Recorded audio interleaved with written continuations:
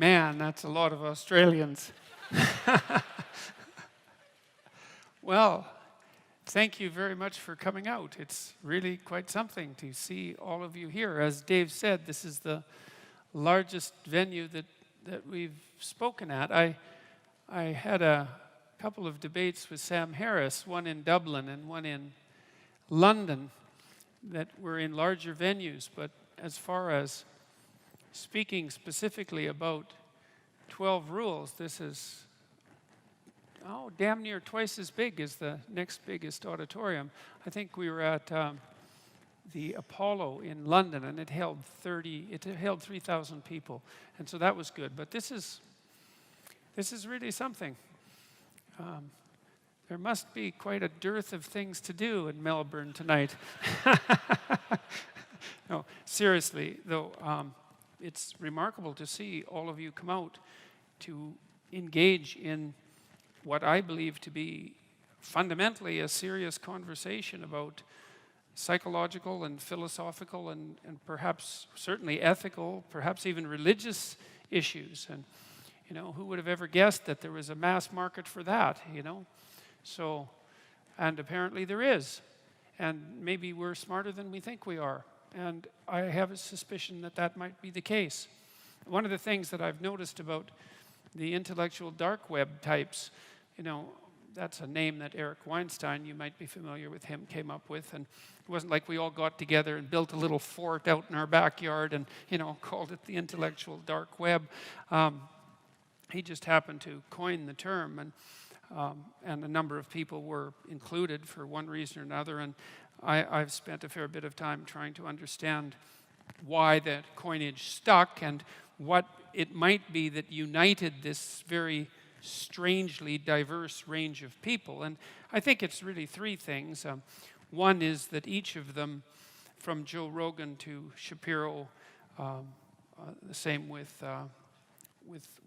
Sam Harris, are all people, and Dave, are all people who have their independent media platforms, right? They're not part of a corporate structure. They're not beholden to anyone. They're financially independent, and they've built that themselves, and so they can say what they want. And so that's kind of cool to see that happening, to see the technology that enables online video, which is really a complex form of broadcasting, and also online podcasts, which is a complex form of radio, enable that sort of independent journalism, and to see people able to not precisely exploit that, but make use of it. That's a very good thing. And I'm thinking that might be a real positive outcome of the social media revolution. I mean, there's lots of downsides. I think Twitter is a downside. It's a pretty rough platform, and the commentary on social media platforms can be pretty brutal. We really haven't figured out how to regulate it well yet so that it's civilized. Not so that it's censored, right? Because that's a mistake. Censored and civilized aren't the same thing. Properly regulated is civilized, and we don't know how to do that. But YouTube and podcasts have opened up a huge market for intellectual material in a manner that's never really happened before. And you're also seeing this happen with audiobooks. The audiobook market has absolutely exploded in the last 5 years. About a third of books sold now are audiobooks. And so, and that seems to be because people, having become accustomed to podcasts, are downloading audiobooks and listening to them in their cars, or when they're exercising, or when they're doing housework, or and it's one of the advantages of this new media type is that you have it on demand and you can play it at your leisure, or when you're working for that matter. And so, I have all sorts of working class guys come up and talk to me after the show, long haul truck drivers and those sorts of people who have a lot of time. Obviously they're concentrating on what they're doing, but they have spare time to listen, and they're listening to 3-hour Joe Rogan podcasts on all sorts of abstract subjects, and my lectures as well. And it's really something to see that happening. And so that's one element of the intellectual dark web that's interesting and tied in with the new media revolution, because it really is a revolution to have video on demand like that, and to have it so easy to produce and to have it permanent and to have it distributed everywhere in the world and to have it subtitled in all sorts of different languages and to have it essentially free of charge and able to be produced in a day or two. I mean, it's, and then it's permanent like a book. It's really something new. And then the same with the audio version. And I do believe it may be the case that more people can, like a lot of people are intimidated by books for all sorts of reasons. I mean, highly literate reading is a relatively rare skill. Like it's not overwhelmingly rare, but it's relatively rare. But listening, man, people can listen, you know. And so all of a sudden this complicated information is available to people who can listen, and maybe that's 10 times as many people who are likely to read, or maybe it's 50 times as many people who are likely to read. So God only knows what the consequence of that is going to be. That could be a real education revolution, and hopefully we'll be smart enough to take advantage of that carefully over the next 10 years and find out if that is the case. And I'm optimistic about it because one of the things that really is cool about the internet is that, you know, if you want to learn something, you can pretty much type in your question, whatever it is, and somebody will have put up a YouTube video that tells you how to do it. And, you know, you might have to sort through 2 or 3 of them before you find someone who's done a very high-level job of the explanation, but they've done it, and often, you know, they run an ad maybe and monetize it a little bit, but mostly I would say it's an altruistic gesture, and so that's really something. And the other thing the intellectual dark web people have in common is that, well, they're opinionated and fairly tough-minded, but more importantly, they don't think their audience is stupid. And that's really something, and I think they're right. I'm not going to assume instantaneously that that's a consequence of something particularly moral about the people who make up that group. I think it is a testament to their faith in the essential nature, in the essential quality of human nature.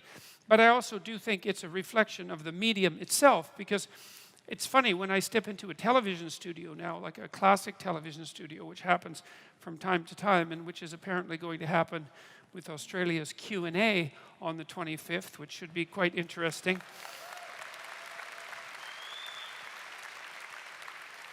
Yes, strangely enough, I'm actually looking forward to that because I've been feeling a lot better recently, and so it'd be actually nice to have a conversation with a journalist when I wasn't feeling half dead, and to see how that goes. So it'd be nice to have a conversation at one point when I was at the top of my game. And so I don't know if I'm at the top of my game right now, but I am definitely feeling a lot better than I have for a long time. So yeah, thank God for that, man. It's hopefully that will be reflected in some reasonable quality of discourse tonight, and perhaps a tiny bit of wit, but we'll see how that goes.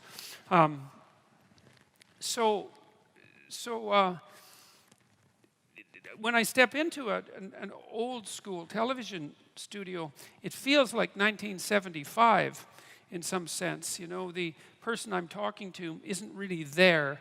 They're really a speaking device for the corporation. And they have to be, because the corporation, which is running high expense, low bandwidth television, where every minute or every second is extraordinarily expensive, they can't really take risks. They can't have free-flowing conversations on the off chance that something goes dreadfully wrong, and it might, right? And so everything is scripted, and then, you know, you have 30 seconds to make your point, and like there's just some things you can't say in 30 seconds, you know? You have to compress them down to the point where they're actually foolish. It's actually foolish to try to do it, but you know, what else do you have? Whereas with these long-form conversations, man, you can actually have a discussion about something. You can try to get to the bottom of it.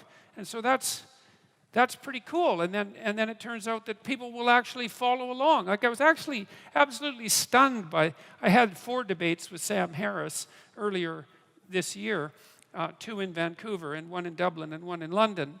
And Each of them lasted about 3 hours, and we were going to do a Q&A for each of them, but as it turned out, while we were talking, we got into the conversation, and then we asked the audience to vote by clapping whether we should continue the conversation or move to the Q&A, and it was an overwhelming majority of people wanted the conversation to continue. And so basically what happened was something approximating a 12 to 15 hour continuous conversation about the relationship between facts and values, or science and religion, you know, and that's a fairly solid philosophical discussion. And that isn't necessarily the case that Sam and I are the two people in the world who would be most qualified to undertake such a discussion, but you know, we did our best, and it was a pretty high-level conversation. I mean, for me, it was approximately the level, I think, that would characterize a pretty decent PhD dissertation defense, and that's fairly high-level intellectual conversation, and the audience was just with us the entire time. And so that's cool, man. You know, it could easily be that our relatively primitive initial mass communication technologies like television made us look a lot stupider even to ourselves than we actually were, because everything had to be compressed to a very short period of time. Everything had to be scripted, so it couldn't be spontaneous discussion. You couldn't assume that your audience knew anything because maybe it was the first time they watched the show. You couldn't assume that they remembered anything because you didn't know, like if it was a series, whether they had participated in the entire series. You had to aim at the lowest common denominator, and you couldn't assume much of an attention span. But it turns out that people have an incredible attention span. You know, like I was just rewatching Breaking Bad, and I don't know how many hours Breaking Bad is. It's like, what, there's 6 seasons, must be 60 hours, I think, something like that. And it's so really, it's a continuous 60-hour movie. And that's a long movie, and it's really engrossing. And there's all sorts of other shows that are perhaps of equal complexity. And man, people have no problem with them at all, right? They just eat them up. So it turns out that, well, it turns out maybe we're not so stupid. And so that'd be nice if we weren't so stupid. And I'm kind of tired of everyone assuming that we are, just like I'm tired of everyone assuming that we're some sort of cancer on the planet, you know. I don't like that attitude about human beings. I think there's something deeply, deeply wrong about it. You know, this is something that's just kind of an interesting historical tidbit.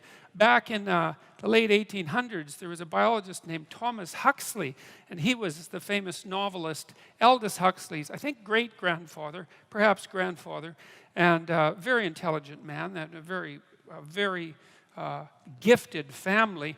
And Huxley was a great defender of Darwin, by the way, too, and he was commissioned by the English government to do a study of oceanic resources. This was back in the 1890s.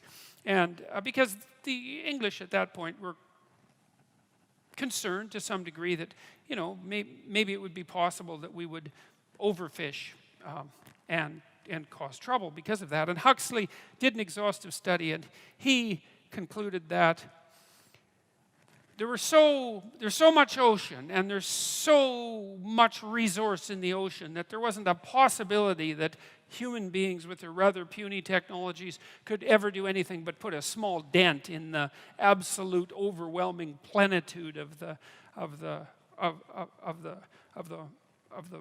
water that covers more than half the planet. And so that's only 130 years ago, thereabouts. That's not that long. You know, that's 2 relatively old men ago. It's not that long. And, you know, you have to put them back to back, sort of. And so that's yesterday in some sense. And it really wasn't at all until the 1960s that we had some sense that we had developed technologically to the point where some of what we could do mechanically might start to have planetary repercussions. Say with, you know, we saw that with air quality in cities, for example, and the denuding of the countryside, and then perhaps the overfishing in relationship to the oceans, which started to happen after World War II. But nobody had any sense, really, until 1960 that, well, maybe we had to take care of things a little bit better than we were, because there was more of us we were starting to become a force that was, to some degree, a match for nature. And bloody well, thank God for that, because nature was more than a match for us for a very long period of time, right? Our species has come up through epochs, eons of absolute brutal privation and difficulty and starvation and freezing temperatures and burning in the desert sun and lack of water and lack of hygienic facilities and like just hand-to-mouth suffering.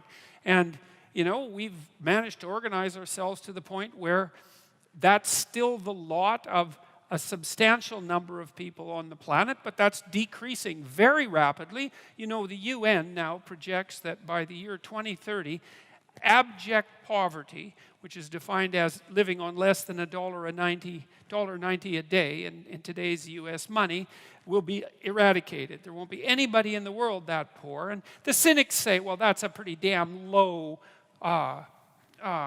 barrier, let's say. But if you double it, you also see that's decreasing very rapidly. And if you triple it, you see that's decreasing very rapidly. And you got to draw the bloody line somewhere, and abject poverty is abject poverty. And the fact that it's decreased by 50% in the last 12 years, from 2000 to the year 2012, we decreased the absolute level of abject poverty in the world by 50%.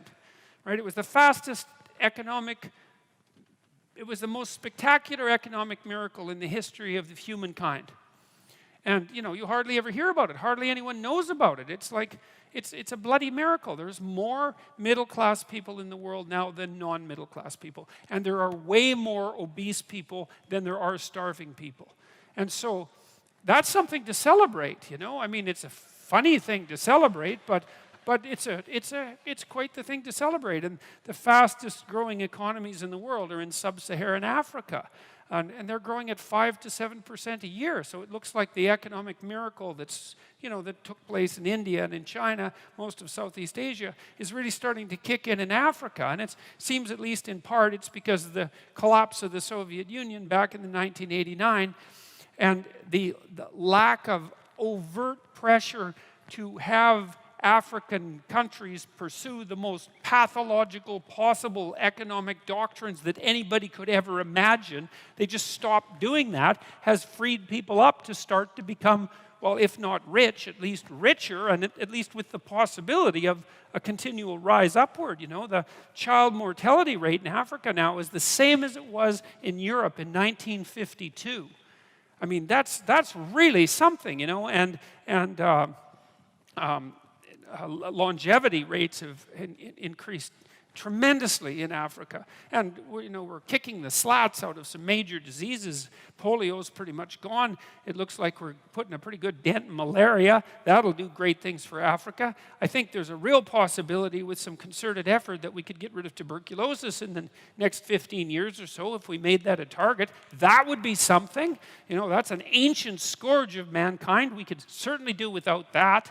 So there are intelligent people who are working hard on trying to eradicate these problems, and they're doing it successfully. And so, I'm not in favor of the whole there's something wrong with humanity and we're a scourge on the bloody planet and it would be better off if there were fewer of us and the whole planet would be thriving if there were none of us at all. I think that there's something unbelievably dangerous about that attitude, and I think it's ungrateful and unfair and unsympathetic and ungrateful and non-empathetic, because I really do see that, like, I don't know a lot about human history because, God, there's a lot of history to know about, and the more you know about human history, the more you know that there's just endless details that you have no idea about. But if you do a reasonable overview, you do see that it's a bloody mess, that it's privation and war and catastrophe and brutality and struggle and strife and difficulty, all the entire way through, people striving against odds that are just absolutely astronomical, and yet succeeding, that overall, the story overall is one of, I wouldn't say unbroken progress, but it's decent progress, and it's better now than it's ever been by a huge margin, and there's every bit of evidence to suggest that it could continue to get better and better and better. Here's another thing that's really cool. Do you know that we're adding 4 years of life expectancy every year now? So once we hit a year every year, then that's it. We don't die anymore. But those last 8 months a year, they're going to be tough to manage, But 4 months a year is really something.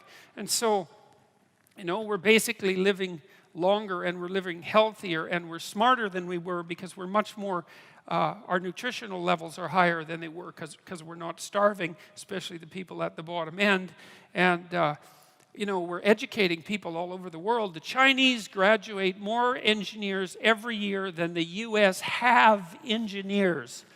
Now, that's terrifying because, God, we've got all these engineers already, and they're making gadgets at such a rate that you can't even keep track of the gadgets, right? You go online, and there's all these technologies and all these subcultures using them, and you don't even know what the technologies are. If you're fully informed, you can't keep up with the new stuff that you might buy.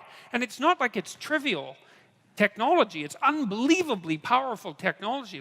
I'm in awe of many of the young people that I work with because they're savvier about the technological infrastructure that constitutes the web than I am, because I'm old, and it's hard to keep up as you get old. And they come up with tools to make difficult things very simple, very rapidly. And there's just subcultures everywhere that are doing this at an unbelievably rapid rate. And you go to somewhere like Silicon Valley, and I've spent a lot of time in Silicon Valley, and it has its problems, but Jesus, there's an unbelievable collection of smart people there, and they're working on things like mad, and it's working. You see someone like Elon Musk. I mean, what the hell do you make of someone like that? What did he do? He made an electric car, which is basically impossible, and it works, which is basically impossible. And then he built an infrastructure so that you could charge the damn thing wherever you drove, and that was basically impossible. And then he made it cheap, because if you buy an electric car and you factor in the price of gas, the electric car is actually about as expensive as the gasoline car, and so that was unbelievable. And then he built a bloody rocket, which was 1/10 the price or less of a NASA rocket that you could reuse, which was impossible. And then he put one of his cars on top of the rocket, and he shot it up into space. And then this happened, right? This all happened, and he's still alive. And and then he went and blew it all by smoking pot on Joe Rogan, because, well, it's so funny,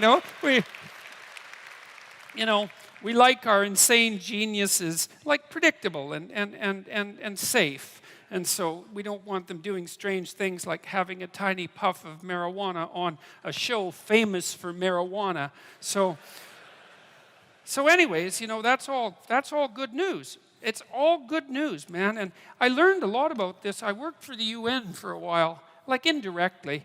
And I wasn't paid for it, by the way. It was volunteer work. I worked on this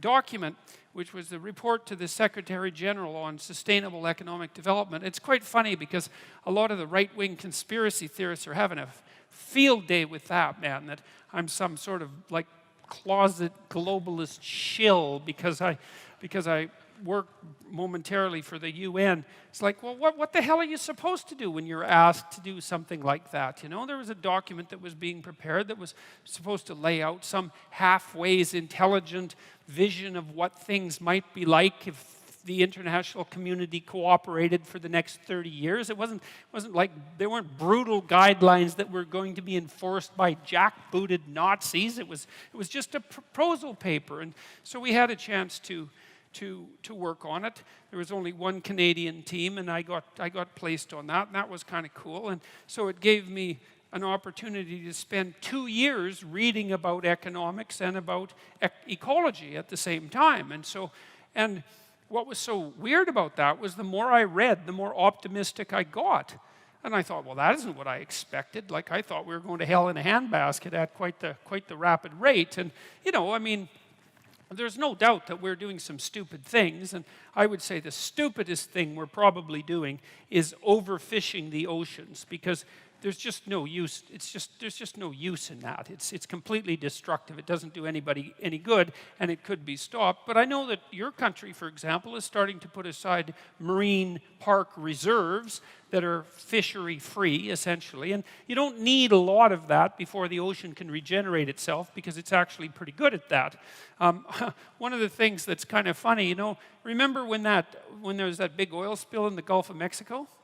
You know, there were more fish there 2 years later than there were before the spill? You know why? Because people stopped fishing. So it turned out that the pollution was really good for the fish. It's like, yeah, well, that's why you have to do your research carefully, because you never know, you know, you never know what's true and what isn't. And so that was pretty interesting. The same thing happened in World War II, by the way, in the North Sea, because the North Sea had been fished out pretty badly. And then during World War II, it wasn't all that safe to go out and fish in the North Sea, because, you know, you would get sunk by a submarine, and that was not very bright. So people stopped fishing, and the fish came back very rapidly. And fish do that because they breed quite quickly. And so if you just leave the damn things alone for a while, most of them come back. But you know, apart from the fisheries, which is really quite an appalling and pessimistic story, although not hopeless, and people are waking up to it and building these marine reserve parks, for example. A lot of the ecological news was surprisingly good, way better than I thought it would be. You know, so for example, there are more forests in the Northern Hemisphere than there were 100 years ago. So who would have guessed that? I wouldn't have guessed that. Partly it's because marginal farmland has returned to forest, and because we've got more effective at agriculture by a huge margin. And there are more forests in China than there were 30 years ago. And so that's something. And it turns out when people burn coal, which is, you know, kind of polluting, they don't burn wood. So, you know, they're going to burn something because they don't like eating raw, inedible things and freezing to death. So they're going to burn something. And it turns out that coal is actually preferable to wood. And so these things are complicated. And the ecological story looked better than I would have ever guessed. Even the overpopulation issue, you know, ever since the 1960s with Paul Ehrlich and the population bomb, there was this terrible pessimism that we were going to breed, you know, like uncontrolled rats until every square inch of the world was like covered with some starving skeleton, and that was all going to happen by the year 2000, when there would be mass starvation and the price of commodities would have blown through the roof, and we would run out of oil and all the commodities that we need to maintain a reasonably high standard of living. And, you know, that didn't happen. And not only did it happen, is that rates of poverty went down and rates of hunger went down, even though the population went way up. And so there are more people who are hungry now than there were 50 years ago, but there are far fewer proportion of people who are hungry. And that's really something. And so the overpopulation doom and gloomers were absolutely wrong. Wrong, wrong, wrong. And we're going to peak at 9 billion. That's what it looks like. All the projections indicate something around 9 billion, and that's only 2 billion more than we have. Like, it's not nothing. It's still 2 billion people, but at the rate at which we're improving agricultural output and with regards to efficiency of agricultural output, there's no evidence whatsoever that we're going to run out of food. And, you know, a country like Uganda, this is quite interesting. If Uganda, which is a very big country, by the way, if it was utilized properly, it has a water table underneath it and plenty of water. If Uganda was utilized properly, it could feed all of Africa. And so it's not like we're making full use even of the agricultural capacity that we have available to us. And so we're not going to overpopulate the world and leave everybody like starving on like Easter Island with nothing but giant heads and no trees. That's not going to happen. And in fact, I have a sneaking suspicion that within 100 years, one of the biggest problems that we'll be facing is a declining population, and that'll be worrisome. I mean, we won't be concerned about that at the moment, but that whole doom and gloom scenario just seems to be wrong. And you know, there are fewer wars than there were by a large margin. The overall rates of homicidal behavior in the world have plummeted. The rates of death by terrorism over the last 50 years have plummeted. There's a lot of good news. There's way more good news than there is bad news. And there's no wars in the Western Hemisphere. There's a piece of good news. You know, that's a remarkable thing. So, and it's been 70 years since World War II, and we've had thermonuclear weapons since then, and of course everyone's terrified of those bloody things, and no wonder, and maybe that's for the best, because maybe we needed something to really terrify us, you know. It's certainly possible, but even though there's always the possibility of a mistake, and there's still the possibility of a nuclear outbreak, we haven't used them, and we haven't had a third world war, and almost all of us here have lived in what you got to think, man, comparative peace and prosperity if you compare it to any other time and place anywhere else in the world at any point in history, which is not perfect because, you know, you're still getting old and you're still going to die, and we haven't defeated all the diseases that beset us, but God, it could be a lot worse, and we seem to be making it a lot better. And so look, this is what happened to me, you know. When I wrote my first book, which was Maps of Meaning, I was looking at something that was really dark. It was really dark. I was interested in totalitarianism, and I'm still interested in totalitarianism. I don't care if it's whether it's on the left or the right. It doesn't matter to me. It's this totalizing view that's predicated on the assumption that you can take a set of a few simple axioms about the way the world is and always was, and then you can decide how society would be structured, and then you can force people into acting that way, and the utopia will come. I'm not fond of that sort of thinking. I don't think there's any evidence that it's viable, partly because the world's too complicated to manage that, and you just can't get your axioms right. And besides, things shift around on you, and even if you're right today, something's going to turn on you tomorrow, and you're going to have to update your model a bit. And if you don't, well, then all hell's going to break loose. So, but then, you know, I was interested in totalitarianism, partly because for psychological reasons, I was interested in why people were so committed to belief systems that they were willing to put everything to the torch, essentially. So mostly I was concerned about the ideological struggle between the Western world and the communist world, particularly the Soviets, but not only the Soviets. And I was curious in a sort of postmodern way because, you know, you might say, well, you know, the Marxists, they have their viewpoint, and, you know, inequality of income distribution is a problem, and maybe things should be fairer, and maybe the fact that there are relatively poor people in the West and relatively rich people in the West is a consequence of oppression, and maybe something could be done about that. And the Western way of looking at the world is just an arbitrary set of rules, and the communist way of looking at the world is another arbitrary set of rules. Maybe you could even say that about the fascist way of looking at the world, although somehow people are much less likely to agree to that, which is quite interesting because it means that by and large, we have come to a collective decision that there are some forms of arbitrary games, let's say, set up on axiomatic structure that are wrong.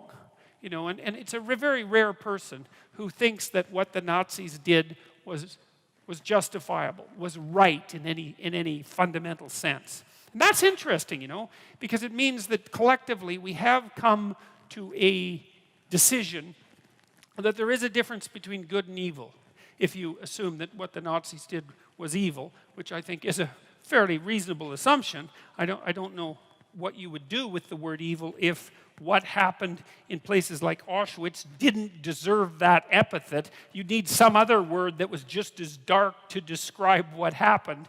So you might as well just use evil because everybody knows what it means. So we have come to a conclusion that there are things that we shouldn't get up to.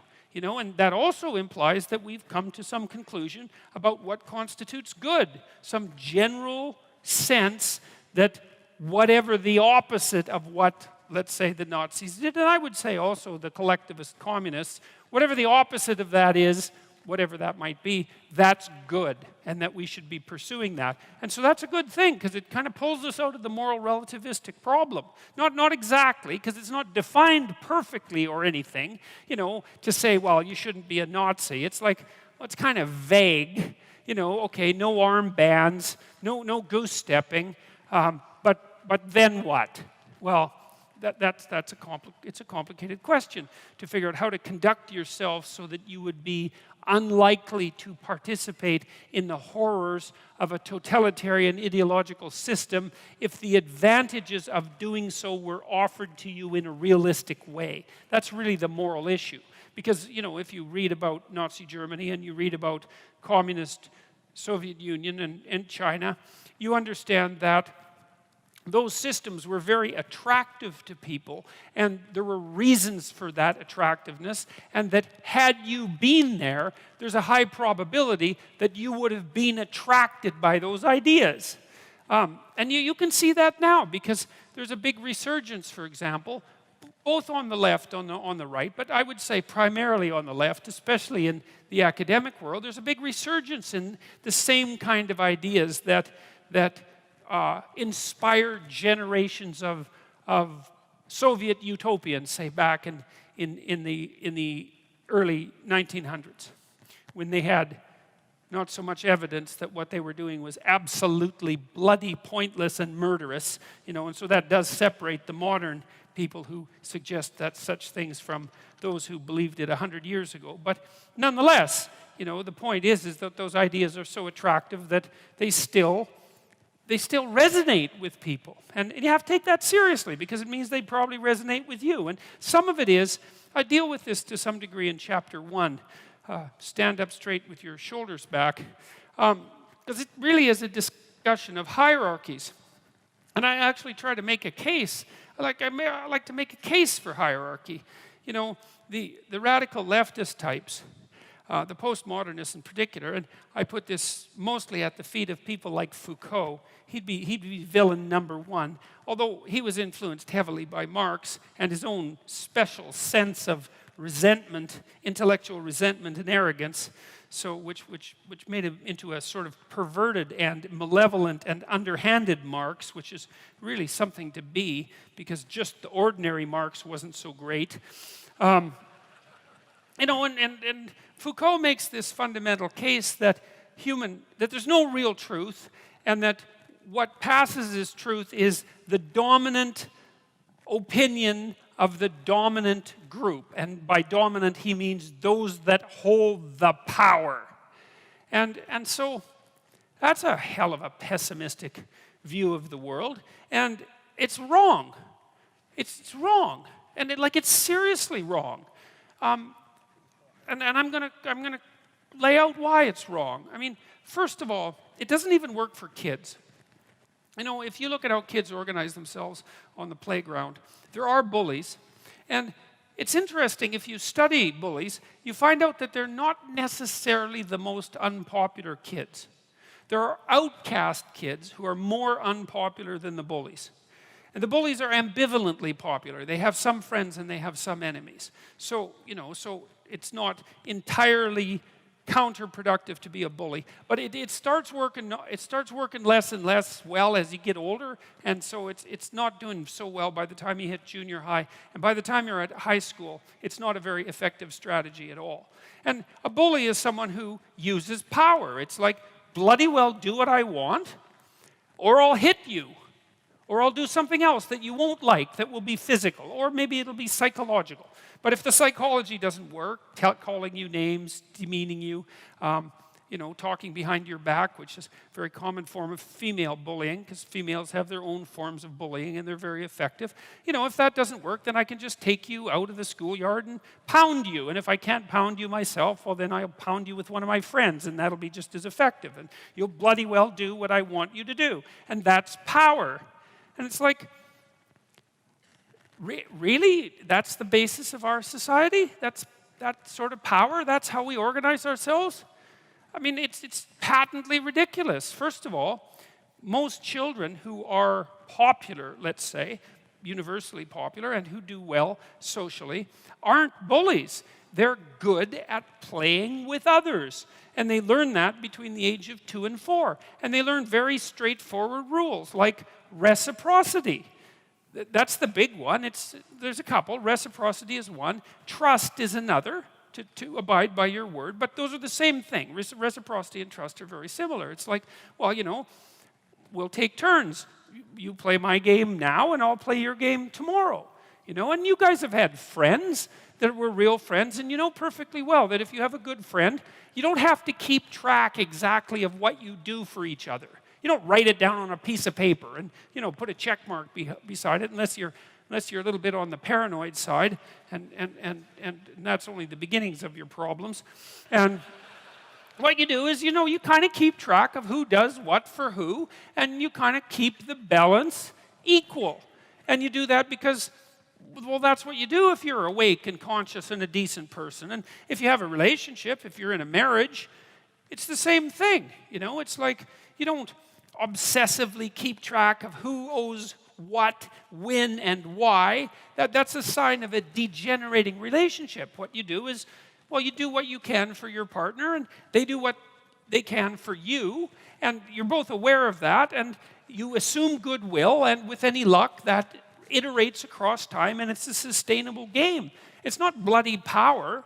And there's nothing more miserable than being in a relationship where the rule is, do what the hell I want or suffer the consequences.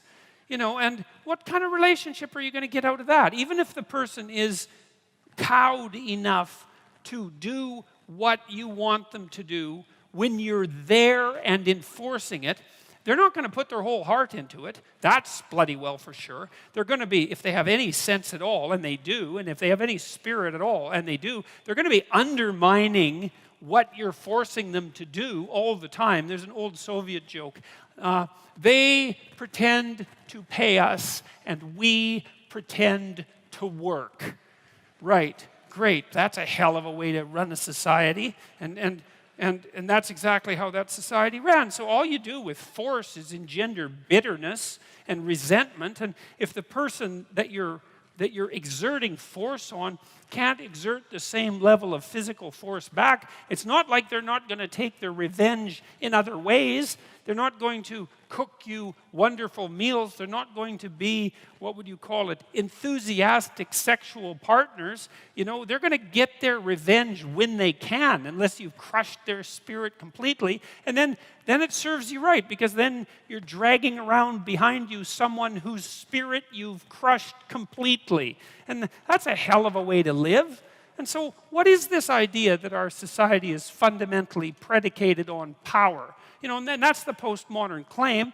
We group ourselves into our groups, whatever the hell they happen to be, sex, gender, ethnicity, whatever the flavor of the month is. There's an infinite number of ways we could group ourselves, and then we organize ourselves into power hierarchies, and we dominate each other. And then all of those groups go to war against one another, and the most dominant group that has the most power wins. It's like, I don't know what the hell planet Foucault grew up on. That might be the definition of like the worst African dictatorship of the last 100 years. But it's not a description of our society. And it's not a description of the way that people organize themselves into hierarchies, which was the point I was trying to make in Rule 1 when I talked about hierarchies. Now, it's very important where you are in your hierarchical position with regards to other people in relationship to your mental health. And this is a really important thing to understand, because you have an ancient counter in your brain, and that was the point of the biological comparisons, and lobsters being one set of comparisons, but not only lobsters. We know perfectly well, animal behaviorists, people who know their neuropsychopharmacology, know perfectly well that the serotonergic system operates quite similarly across most animals with complex nervous systems, and one of the things that it does is track relative status position. And in birds, wrens, which is another example I used, a lot of it is power.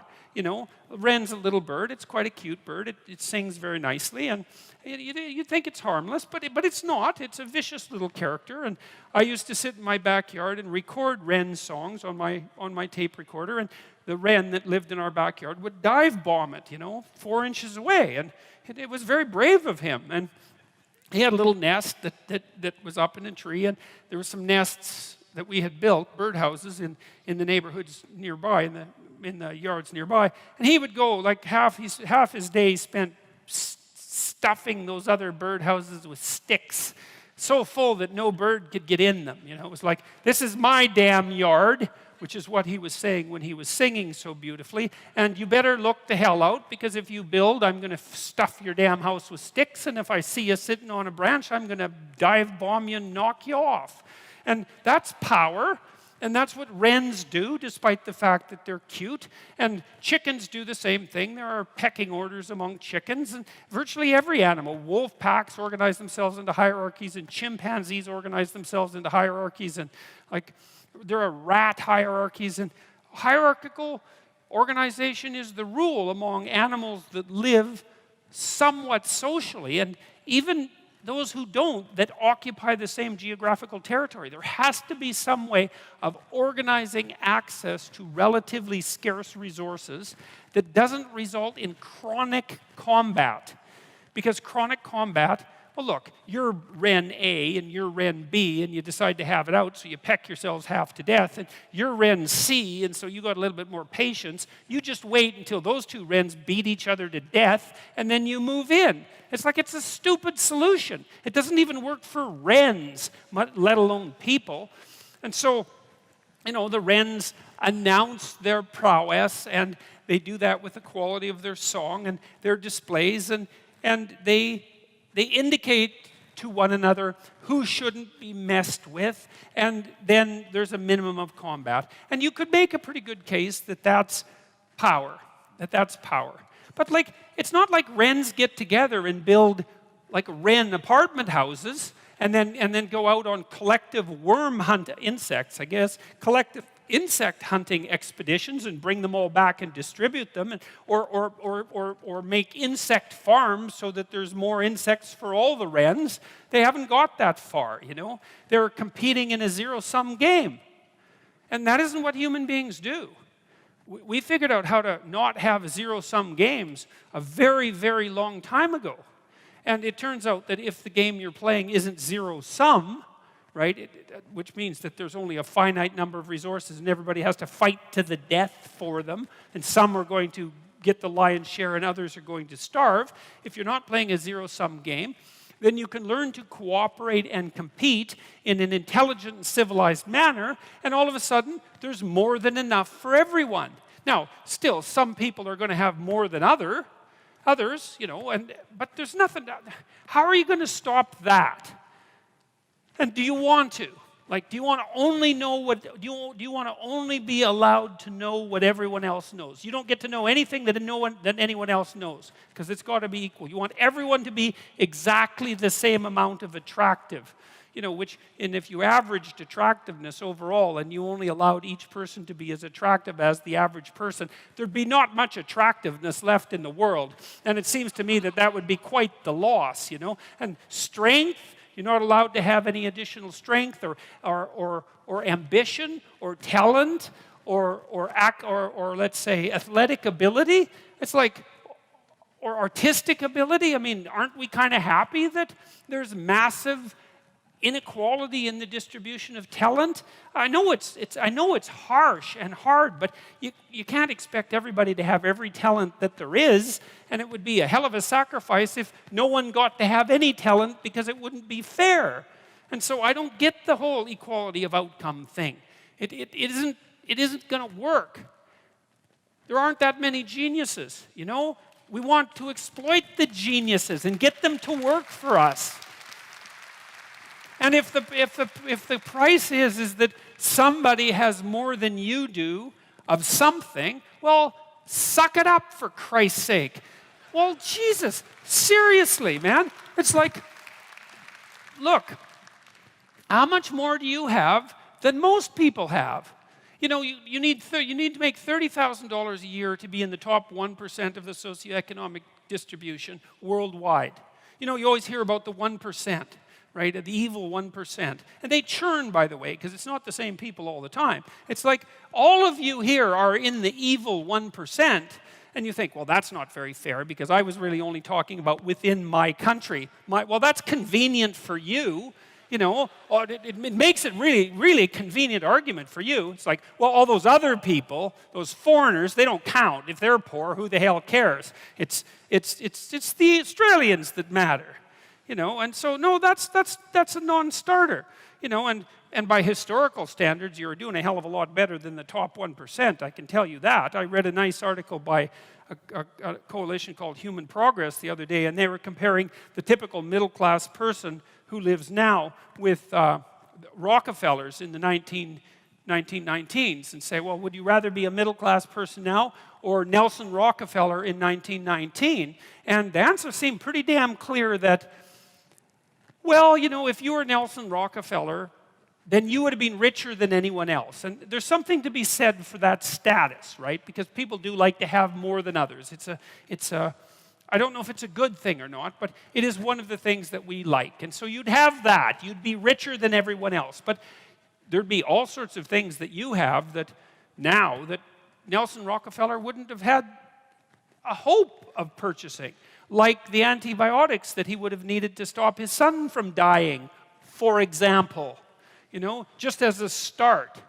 And so I think this complaint about inequality, look, no one likes inequality exactly. You walk down the street, this is why I always get a kick out of people who protest, I'm against poverty. It's like, really? You're against poverty, and you think that's a unique enough attribute so that it was worth your time to make a sign that said that you were against poverty and show other people. It's like, I've never met anyone that was for poverty. You know, you walk down the street with someone who's pretty well off, you know, and they've got 1920s spats on and a bowler, and they're feeling pretty damn rich, and a Stockster certificate sticking out of their back pocket, and, you know, there's a homeless person there, and they give them a good kick, and they say, the more poverty, the better. It's like, no. You know, when people walk down the street and you see homeless people, and they're often, homelessness is a complex problem. Like you think, well, homeless people are poor. It's like, yeah, man. That's like one problem they have out of 50. And like I've worked with poor people, you know, in my clinical practice, and poor in multiple dimensions. And many of them, you gave them money, they were just done. Especially if they were like alcoholics and cocaine addicts. As long as they were broke, they had some hope of living through the next month. But as soon as their unemployment check showed up, man, they were face down in the ditch 3 days later, right? Nothing but cocaine and alcohol with all their idiot friends for 3 days. And then they'd show up back in my practice saying, you know, God, I relapsed again. I said, well, what happened? Well, my money came in. It's like, yeah, money's really going to do you a hell of a lot of good. It'll just kill you faster than poverty. Now, not that there's anything good about poverty, but it's not like these are simple problems. You know, walk down the street and you see someone who's been an alcoholic for 20 years and maybe they're addicted to methamphetamines as well, or maybe they're schizophrenic. It's like, it isn't unequal distribution of monetary resources that is the primary cause for that problem, and it isn't going to be some sort of straightforward redistribution that's going to fix it, because it's way more complicated than that. And so, and then the whole power thing too. It's like, look, I get it. I get the left wing issue, and I really do. And I think I get it better than the damn left-wingers get it. Because, you know, most of the radical types, they follow Marx, and they say, well, one of Marx's dictums was that capital tended to accumulate in the hands of fewer and fewer people. And that's right, that's true. Wealth and capital, income for that matter, but not only that, whatever it is that you might like to have accumulates in the hands of smaller and smaller numbers of people. It's a principle that was discovered by an economist named Pareto, Vilfredo Pareto, and he pointed out something that had been pointed out in the Gospels, by the way, thousands of years earlier, which was, to those who have everything, more will be given, and from those who have nothing, everything will be taken away. The rule being, once you start to succeed at something, the probability that you will continue to succeed ever more rapidly increases. So there's an exponential function with regards to success. But there's also an exponential function with regards to failure. So failure and success aren't like this. They're like this. Fail, fail, die. Succeed, succeed, succeed ridiculously. Like it's this weird curve. And it's funny because it doesn't just characterize economics. It's a really it looks like a really fundamental economic law. I was actually quite shocked when I first learned about this, which was only about 15 years ago, because I thought most things were normally distributed. It turns out that that's not true. What people produce creatively isn't normally distributed. A small proportion of people produce most of what's of value. It doesn't matter what it is. And you know this, it's like, how many books does Stephen King sell? It's like half the books, right? And then there's the next guy after Stephen King, and no one even knows who he is, and he sells like 1/10 as many books as Stephen King, and then there's author number 50, and out of the thousands and thousands of offers, and he's barely scraping by, and then there's the bottom 99.9%, and they can't make a living writing. And that's how it is, and it's the same with musicians. And it's the same with athletes. You know, if you look at number of goals scored, for example, in hockey, I'm a Canadian, so I'll use that, there's a small percentage of absolutely phenomenal hockey players, even in something as amazing as the National Hockey League or any professional sports league. You know, you have to be one hell of an athlete to make it in a professional sports league, and still you get this tiny group of superstars who are way better at it than anyone else. You know, and so there's this weird rule that as you get more, getting even more gets easier. And who knows why it is exactly? Partly it's practice, and it characterizes all sorts of situations. Like, it characterizes the size of planets. A small number of planets have almost all the mass. It characterizes stars the same way. It characterizes biomass in the Amazon jungle. It characterizes city size. A small percentage of cities have almost all the people. It's like, what's that? And then you go back 10,000 years, you look at a Paleolithic gravesite, and you see what people are buried with. And like there's one guy, there's two guys there, he's just covered with gold, right? The gravesite is insanely rich, and everyone else has like a bone, and it's theirs, and that's it, you know? And so you analyze Paleolithic gravesites, you see exactly the same Pareto distribution. A small number of people are buried with all the wealth, and almost everyone else has none. And so it's this unbelievably deep proclivity of resources to distribute themselves unequally. And you know this too, because you play games like Monopoly, right? You've all played Monopoly. What happens when you play Monopoly?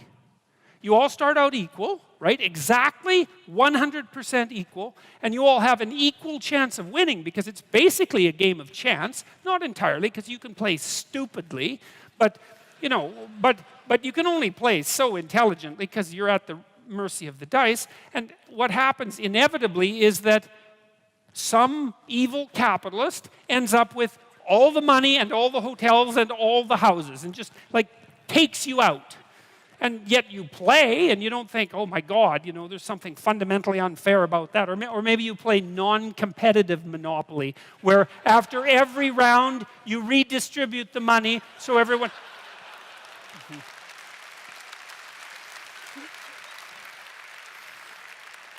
Right, so there's no fun in that. And so And so the problem with Karl Marx, as far as I'm concerned, is that he was nowhere pessimistic enough. It's like, no, you can't blame inequality on capitalism. In fact, capitalism is pretty good at ameliorating inequality. Like, there's still plenty of inequality in capitalist societies, make no mistake about that. And you can make some claim, although it's a tricky one, that some indices of inequality have increased over the last 20 years. It depends on how you measure it, because it's complicated. Because, you know, even poorer people now have access to, well, let's say iPhones, which have more computational power than the entire system that put the Apollo 11 on the moon, which is, you know, for $600, which isn't a bad bargain. So it's not that easy. It's not that easy to do those economic calculations. But one of the things you can say about capitalism and about private property and about the idea that people have a right to what they earn and a right to what they own is that it's pretty damn good at generating wealth. And the wealth isn't equally distributed by any stretch of the imagination, but a fair bit of it goes to the bottom, and that's why we're seeing, well, a relative dearth of tremendous deprivation. And you might say, well, we want to squeeze out that last bit of inequality, and it's like, well, maybe we do, and maybe we don't. It's not so obvious. First of all, because even if we did want to, we don't know how. And we certainly do know that if there are some ways that if we go about it, then things really go to hell in a handbasket really fast. And everyone ends up equal because they're all starving and dead. You end up in a situation like Venezuela, not that they're all starving and dead, but the average Venezuelan lost 17 pounds in the last year, and that wasn't from voluntary diet, right? And that's a very rich country. And so we do know that there are ways of ameliorating inequality that just don't work. And so it's a dangerous thing to mess with because we don't understand it. Now, you know, that doesn't mean we shouldn't try to understand it, and that also doesn't mean that the left doesn't have a point, you know. If your society becomes too unequal and too many people stack up at the bottom and they don't have an opportunity to move forward, that seems like it's bad for everyone. And so we could agree on that, and we could try to set up our hierarchies so that they're not too brutal for the people who end up at the bottom, right? That would be nice if we could be sensible and figure out how to do that. But I think we're not doing that bad a job of figuring out how to do it. We build infrastructure that everybody can use. We have universal education systems and so on. And they're not perfect, but they're far from catastrophic. And they're a hell of a lot better than they were 100 years ago. So we are making some progress on that. I think the problem with the radical leftists is that they don't take the problem of inequality seriously enough. They blame it on capitalism. It's like, sorry, that's wrong. It's a way deeper problem. It wasn't capitalism that produced inequality of gravesite wealth distribution in Paleolithic Europe 10,000 years ago. And it's not capitalism that makes some stars have all the mass, right? It's a different order of problem. And so we have to be more sophisticated than economists were 150 years ago when we talk about inequality. And when we talk about hierarchy, we also have to be more sophisticated because we have to start to understand what it means for there to be a human hierarchy and the basis upon which hierarchies actually establish themselves if they're going to be playable, iterable, civilized, productive, sustainable, voluntary, that's an important one. What are the characteristics of such things? And I think that if we use a little bit of sense, we can figure that out too. And I like to use the example of plumbers, because I actually happen to like plumbers. Partly because I don't like it when my basement is full of sewage. And that's happened once or twice. And you call a plumber, and then that doesn't happen. And I'm pleased about that. Like I'm sure most of you are, you know, and plumbers have done an awful lot for the world. And there's a big difference between a good plumber and a bad plumber. I've had 2 bad plumbers. And the first bad plumber was in Montreal, and my tap was leaking a little bit. And so he came in to fix it, and I don't know what the hell he was doing, but he was using a torch, and he was burning something, maybe taking some solder off some pipes underneath the sink, but he lit the wall on fire, which wasn't helpful because the wall wasn't on fire before he showed up. And then And then he forgot to shut the water off at the main pipe when he took the tap apart. And so then, apart from the fact that my wall was charred, my bathroom was completely covered with water. And then he sort of panicked and he put the thing back together, the tap back together with the washer, which was now extraordinarily damaged. And he shut it off, and he had figured out to turn the water off at the main valve by then. And he turned it back on and he left. And it was like, now the wall was on fire and the floor was covered with water, and there was 5 times as much water running out of the tap. This was not an improvement. I joked with my wife that he was an anti-plumber, like an antimatter plumber. And if he ever met a real plumber on the road and shook his hand, they'd both disappear in a puff of light. So that was one plumber, and and then another plumber. We were redoing our house in Toronto, and it was the day before the drywallers were supposed to come in, and so we were working like mad, because drywallers, they're fun to watch, man. They zip in, they lift up their piece of drywall, they zip it up with their screws, and they're really fast at it, and it's quite a skilled operation, but they're really fast, and they don't muck about, and so you have to be ready for the drywallers. And so this guy had redone all our pipes, PVC, plastic pipe, and you put that together with a kind of solvent, so you just put solvent on one end of the pipe, the male end, and you put it into the female end with some solvent, and they stick together, and hopefully it seals. And he said, "My joints never leak." And so we tested them. We went up on this roof, 3 floors up, and filled the pipes up with water, and his joints leaked. It's like 32 joints leaked. We had 4 inches of water in the basement, and this was the day before the drywallers were supposed to show up. And then also we found that he had put a lot of the pipes outside of the wall where the drywall was going to be, which actually also constitutes a mistake, right? Because I don't know about your house, but my house isn't a house where there's plumbing sticking randomly out of the walls. So we had to spend the whole night redoing all the joints and cutting the pipes and putting them the way they were supposed to. And so that's a bad plumber. And so we're going to make the case that there are bad plumbers, and they don't know what they're doing, and so they don't have any skill, or maybe they're worse than not skilled. They make things worse, because that's worse than just not skilled. And then you could say, well, maybe they lie to you when they deal with you, and maybe they overcharge you, and maybe they don't treat their employees very well, and maybe they're not good to live with at home either. Who the hell knows? But they're not good plumbers. And so we're going to say that just in the plumbing domain, which is an important domain, skill matters, right? That seems reasonable.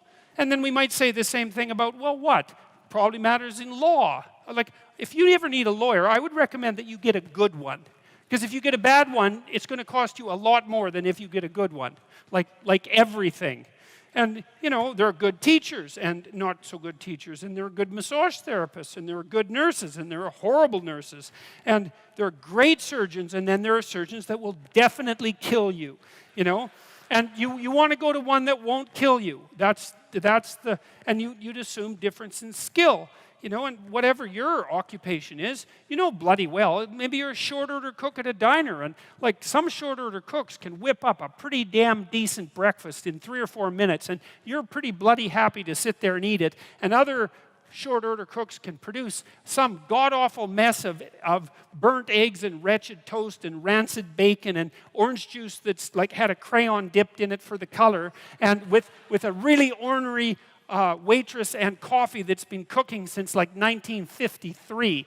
And that's a big difference in short order cooks. There's qualitative difference in skill. Okay, and so one of the things we might point out is that part of the reason that we have hierarchies in the West is because people actually differ in skill, not power. Skill. Some people are better at whatever it is they're supposed to be doing than other people, and we think that what they're supposed to be doing is important so that it matters that they're better at it.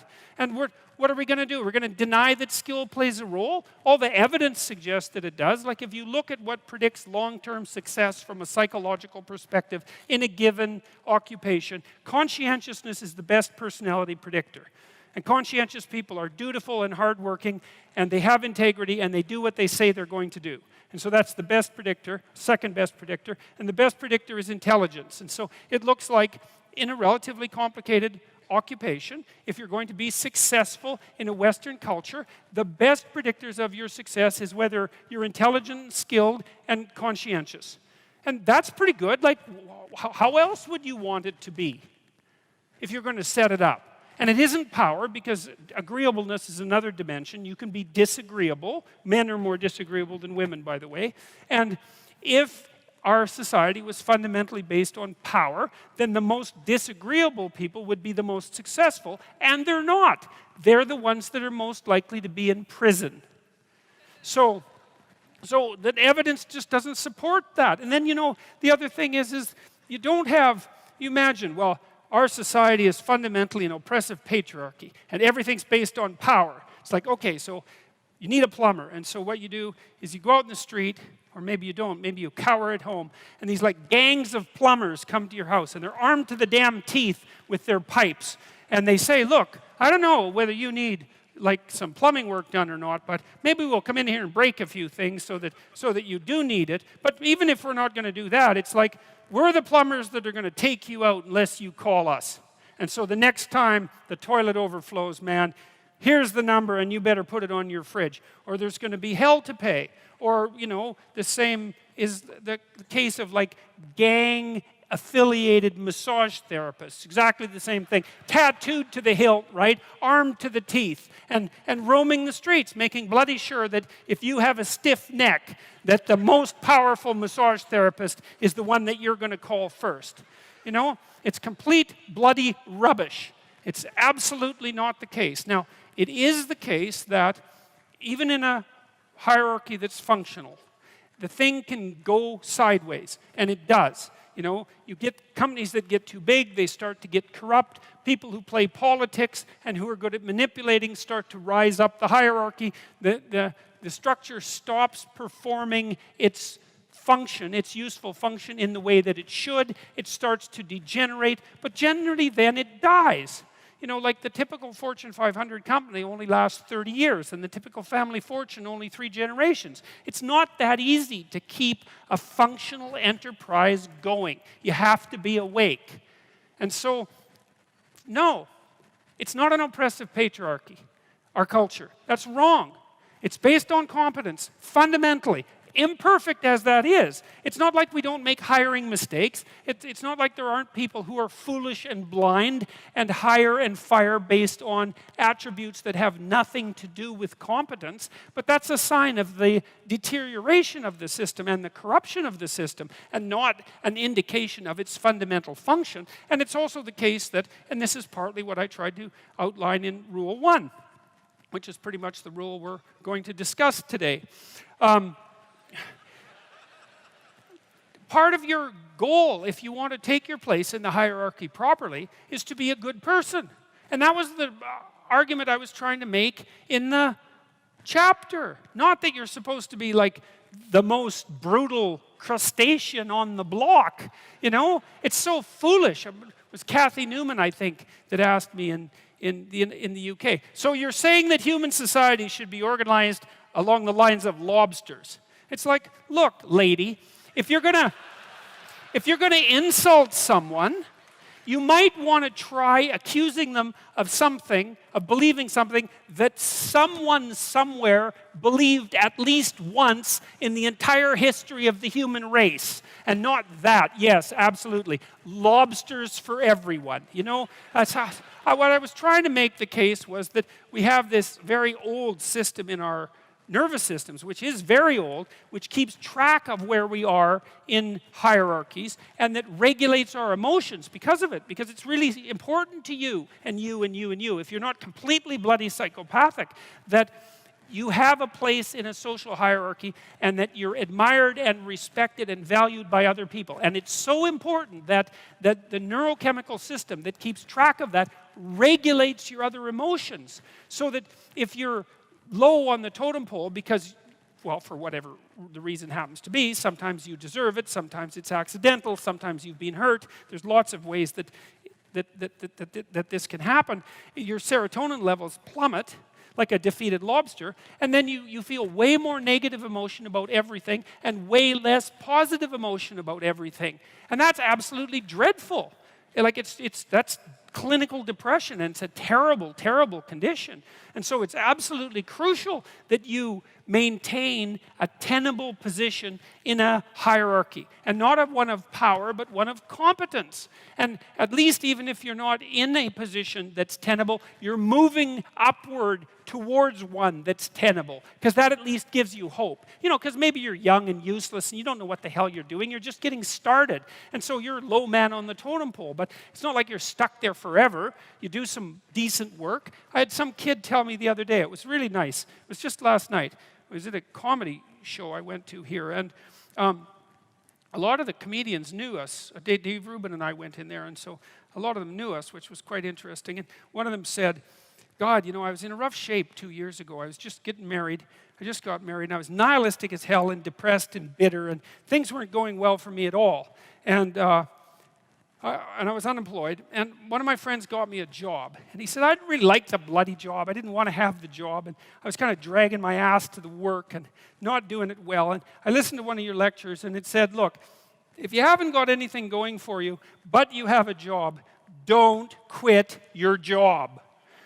Whether you hate it or not, it's like, man, that's what you're hanging on to the edge of the world with your fingertips, you know? Don't let go. Oh, if you can find a better job, okay, fine. But you don't just quit, because then what? You're done.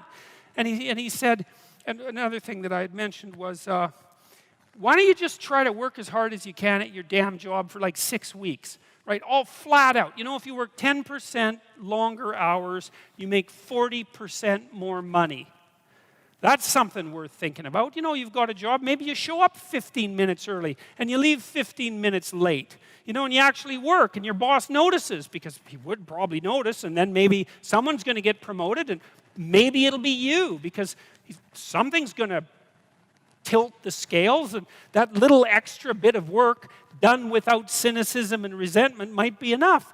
Well, he said he started at 21 bucks an hour, and in 6 weeks he was making $37 an hour. And it's not a king's ransom, man, but it's a hell of a lot more than zero, and it's quite a lot more than 21. He said his life had turned around substantially because he learned if he put some damn effort into it. And I'm not trying to be Joe Optimist here. Like, I know that people hit runs of bad luck and that things can take you out of life, right? Unfortunate illnesses and betrayal, and like there's no shortage of randomness and horror that can wipe you out even if you're doing your best. But you don't have a better bloody plan than to do your best, and it tends to work a lot better than you think. And what's so interesting about the hierarchies that people set up is that that's how they're set up. They're not set up on power. They're set up on reciprocity and skill and trust. Not always. You know, and if you're in a job where you work hard and you're a good guy and you're doing your best and your boss is a bloody tyrant and you never get a break, it's like, okay, fine. You're in a Foucault world. Get the hell out of it. You know, you get your resume set up, write your CV, fill in the educational gaps that you have, send out your 25 resumes a day, and prepare to make a lateral move, because you're in a bad place. But almost everywhere, and this has certainly been the case virtually everywhere I've worked, and I've had like 50 jobs, you know, if you go above and beyond the call of duty in an awake and intelligent way, interpersonally, socially, with regards to the diligence of your work, with regards to the truth of your attitude and your courage and all of that, that will work. And you know, if you try it for a year and it doesn't work, then go somewhere else, because you can, right? You're free. I mean, it's not easy. You can't just walk out the door and instantly find another job, but you're not enslaved. You could make a move. You could even decide that you're going to make a move and double your salary. You know, it's not a bad goal, and it's certainly a possibility. It's like, it isn't hierarchy. It's ethics that determines success in a functional society. It's ethics that determines success, not power. The rest of it's a bloody lie. And that doesn't mean that all our systems are perfectly ethical. You know, you got to be awake. If you're in a system, there's going to be some corruption in it. Part of what you're supposed to do is keep your damn eyes open for the corruption and your mouth speaking truth, so when the corruption starts to take root, you object to it so the whole damn system doesn't turn into a pathological power play. And that's part of your ethical responsibility as a conscious being, an ethical being, a religious being for that matter, and a citizen. You know, And you're charged with that. That's why you vote. That's why you're the cornerstone of your state, man. You're the what would you call? You're the wellspring of the ethical actions that replenish the dying world. That's what you are. And if you act, that's what you are. And if you act that out properly, then things work. And that's why that's always been described as ethical behavior. It's not because you're supposed to be good, and being good isn't that easy anyways. And it certainly doesn't mean being nice and harmless. It's not an easy thing to be good. You have to be tough as a damn boot to be good, because you have to stand your ground when you need to stand your ground, and you have to be able to say no when it's time to say no, and you have to mean it. And so then you have to think and plan strategically so that when you're going to say no, you can mean it and it will stick. And that takes a certain amount of integrated malevolence, I would say. And once it's integrated, it's not malevolence, it's strength. It's strength of character. It's the ability to stand your ground. And you have to cultivate that. And you cultivate that at least in part by telling the truth. And so you take your place in the world as a decent person and as a decent citizen, and you play the hierarchical game properly. And that is to stand up straight with your shoulders back. It's like the world's an onslaught. You've got the tyranny of culture to deal with. You've got the catastrophe of nature. You've got your own damn malevolence and ignorance, right? All coming at you, plus the incredible, complicated, indeterminate potential of the future. That's all coming at you, and it's all your responsibility. And you can cringe away from it and be afraid of it and be victimized by it and be bitter and cynical about it. And no wonder, because it can be painful. Or you can turn around and you can say, man, bring it on, because there's more to me than there is to the catastrophe. And this is what I discovered from looking at what I looked at. I looked at the darkest things I could look at, really, for 30 years. I was really a lot of fun to be around, I can tell you. I looked at the darkest things that I could think of, right? Not only what happened in Auschwitz and what happened in the Gulag, but personal issues. It's like I wasn't so much interested in the totalitarians as a group. I was interested in the people who undertook the terrible acts that the totalitarians required. The people who, I was just rereading Ordinary Men, and it was a story about a police battalion in Poland that trained ordinary policemen to take naked pregnant women out into the fields and shoot them in the back of the head. It takes a lot of training, by the way, before you can bring yourself to do that. And you aren't the same person by the end of it. It's pretty goddamn horrific. And I was trying to figure out, what would it be like to be that person? Because we are that person. And then what would it be like to not be that person, right? To refuse to do that, to not participate in that. And what I discovered by making that totalitarian proclivity personal was that there's more to us than there is to the horror. As nature is, bent on our destruction, bad as culture is, tyrannical and bloody, back as far as you can look, as malevolent as you are in the darkest part of your heart, and that's plenty malevolent. The possibility that's within you that can well up, the courage and the truth and the ability and the skill and the willingness to set things right, if you are willing to set them right, is more powerful than all of that. And so it's so interesting. It was proof for me of an old saying I read from Carl Jung. It's an alchemical motif, in stir qualinus inventur, which is what you most want to be found will be found where you least want to look, essentially. And it's so interesting because it means that if you're willing to turn around and to stand up straight and face the darkness like fully, what you discover at the darkest part is the brightest light. And that's something that's so much worth discovering, because there's going to be terrible darkness in your life. And it's going to make you cynical and bitter. And it could easily be that you're just not looking at it enough. Because if you looked at it enough and you didn't shy away and you brought everything you had to bear on it, you'd find that there was more to you than there was to the horror. I watched my father-in-law. I'll end with this. And you don't know, because you're not bringing your A game to the table. with all that cynicism and bitterness and resentment and willful blindness and avoidance. Maybe you're playing at 60%. It's not good enough because there's too much of what's bad for 60% to be good enough. It's like you need 90% or 95% or 100%. When about 15, 20 years ago, my mother-in-law developed frontal temporal dementia, which I wouldn't recommend. You know, it's one of those degenerative neurological diseases like Alzheimer's, and those bloody things are like they're in the top echelon of awful. You know, you watch a person deteriorate before your eyes. It's a lengthy, lengthy death. And it was slow. And her husband, he lived in this little town that I grew up in, about 3,000 people. And he was quite a character, man. Everybody knew him. I bought him a Foghorn Leghorn t-shirt once, because that's kind of what he was like. He was loud and sort of bombastic, but he stood up straight, I can tell you. And he played the fool a little bit, mostly for the amusement of people, but he was no damn fool. And I always admired him and liked him. And the feeling was mutual, thank God, since I married his daughter. And, you know, he drank a lot with his crazy friends up in northern Alberta, and he wasn't at home a lot because he was working a lot.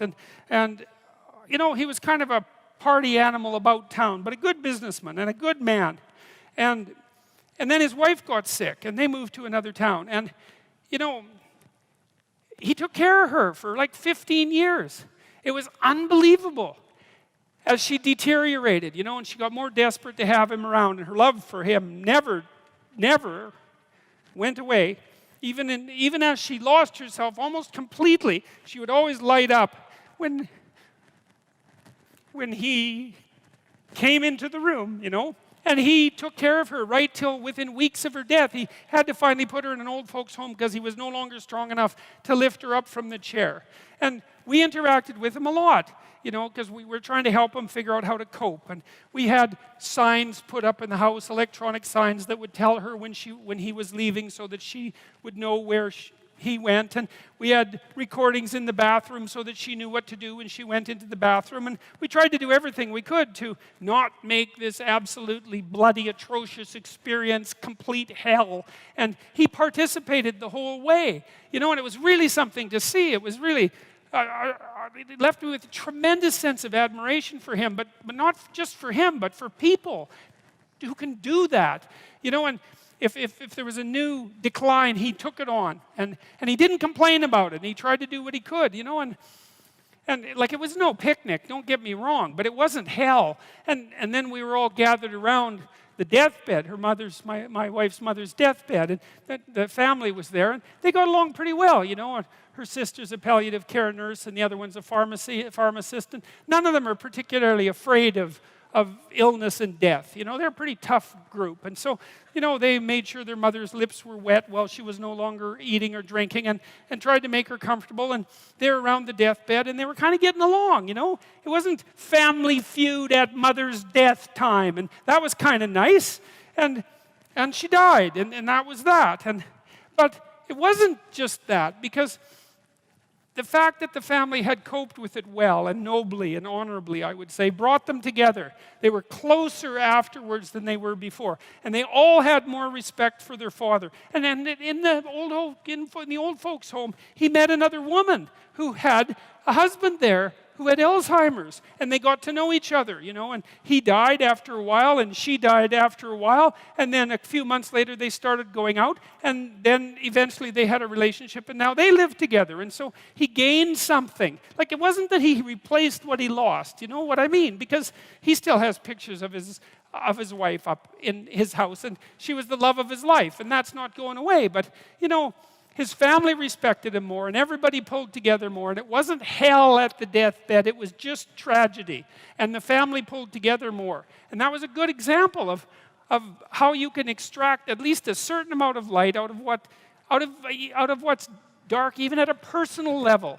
And it's worth asking yourself. It's like, drop what you're doing that's foolish, that you know is foolish, and pick an aim that's worthwhile, you know, to make things better for yourself, like you're worth taking care of, like you're worth something, you know, and to surround yourself with people who believe the same and who are rejoicing in your accomplishments and unhappy when you fail, right? And you're comparing yourself to your accomplishments of yesterday and not to someone else's today, so that you're not jealous and bitter. And you put your own house in order so that you're not cursing the world when some of its disarray might be your fault. And you're trying to pursue something meaningful, and you're doing your best to tell the truth and all of that. And then you see what happens.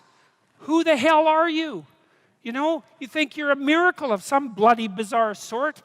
We've been around for 3.5 billion years. You know, every single one of your relatives propagated successfully. And here you are, against all possible odds, in this world of hell in some sense, and bitterness and tyranny and malevolence. And yet, God only knows what's inside you, this capacity for consciousness, the capacity to confront potential and to turn it into something good. That's us, man. That's the Western story. That's the individual as the cornerstone of the state. That's our responsibility, and it really is who we are. And so we need to know that, and we need to remember it, and we need to act it out. And then maybe we can see what we can do about it, you know? And see how good we could make things. And maybe that would be the purpose of your damn life, right? Not to be happy. It's like, there's problems to be solved. Be happy after you solve the goddamn things, right?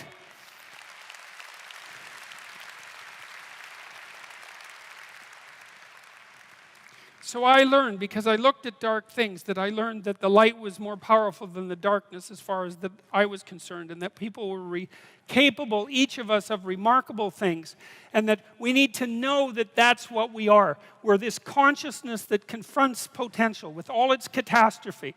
That's what we are. That's what makes us in the image of God. That's what gives us our intrinsic value. And that idea that we have intrinsic value, that's the bedrock presupposition of our state. We're going to question that, or we're going to live it out.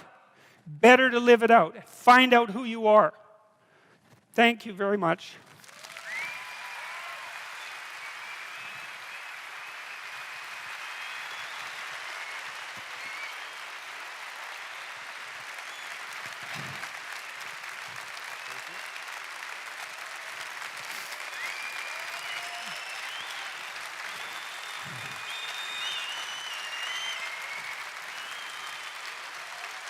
All right, so now we're going to try to plow through as many questions as we can, all right? Okay, I'll try right, to be here we go. brief. I thought this was the most important one that I saw. It got 73 upvotes, which was the most tonight. Do you think Joe Rogan is as deep and sophisticated as he seems, or is he just a stoner?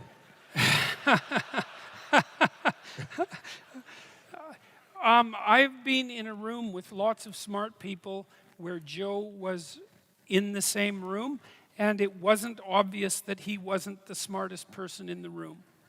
So, you know, he's one of those characters he's not a formal intellectual, but often really smart people who have taught themselves, you know, and sort of come up in the world through their own devices, have an original intelligence that's not so obvious among, say, the more classically university educated, the more cookie cutter. And Joe is he's a remarkable guy. I mean, you think he's tough as a boot. That's the first thing. He's a fighter. That takes a lot of bravery. He's damn funny, like pro-level funny. His net and often viciously funny. The thing he did on the Kardashians, that was just, man, I just couldn't believe that he would go that far. It was just, my jaw just kept opening more and more as he became more and more of, like he was this like, what gargoyle on a bedpost, right? Whispering in Jenner's ear. Yeah, God, very politically incorrect, very funny. And he's very brave, and he knows that there's a lot of things he doesn't know, so he's got a really intelligent humility, so he'll ask intelligent questions, and, you know, so he's been successful at like 5 things. So he's certainly not just a stoner, that's for sure. I got lots of respect for him. The quick follow-up on that, obviously, is will the two of us smoke a blunt on stage? Do you have one? I'm sure it could be arranged. No, probably that wouldn't be. I think it's still illegal here, isn't it? Yes, it is. Yes, it is. One guy said no. It's not illegal in Canada, I'll tell you. We just made it legal. And now everyone is stoned all the time, especially in the winter when you should be stoned. Do your best Aussie accent saying, "Good day, mate." No way. I'm not doing that. No way. No, I can't do jokes on command. It makes me turn red and then I sweat. And I have this rule that I don't say things that make me turn red and sweat. So, All which right, I'm fair doing enough. now. They went funny, this group. Who would win in a cage fight between a serotonin-filled lobster and a petted house cat? And a what house cat? A petted. You A know, 'cause you're petted petting house cats cat. all the time. Well, it would depend on the size of the lobster. Right? I mean, equal weight. Just I'd bet go with it. on the lobster. Equal weight, I'd bet on the lobster. If it was a 60-pound lobster, there'd be no competition. One snip, that'd be that. But equal weight, the lobster would win, I like how he can give a scientific answer to even that. especially underwater.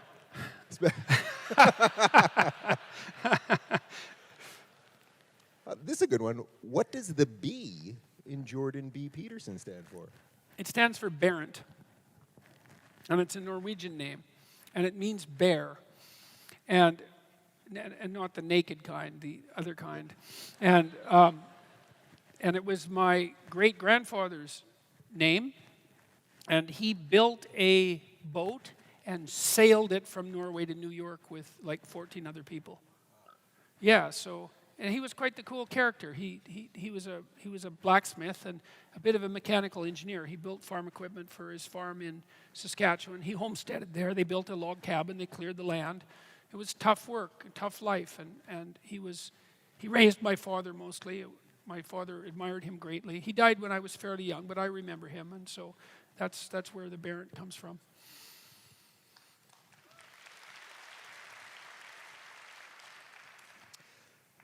You're stuck on an island, and you can only bring 3 things. What are they?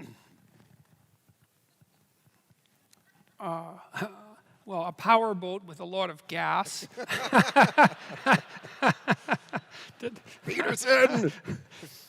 3 things. Well, an axe, like obviously. You definitely need an axe. A knife, that would be good. Knife, axe, flint. That'd be good. Hey, isn't it the Australian guy? I might be wrong about this, but there's this YouTube show I watch about this guy who goes out in the outback, like with nothing. He just wears shorts and he goes out there and like builds little cities. You know, what's it called? Yeah, that's right.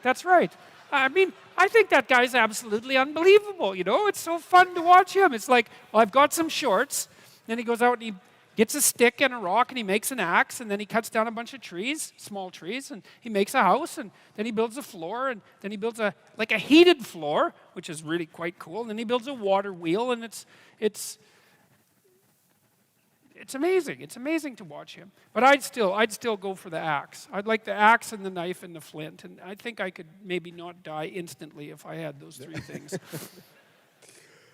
Well, I'm going to read this one just because it's like, man, they've got like, you know, the most influential public intellectual we've got, and this was the question they came up with. I just have to read it. I guess I'd bring my wife too, but I don't think that would make her very happy. Just imagine I was having my wishes, you know.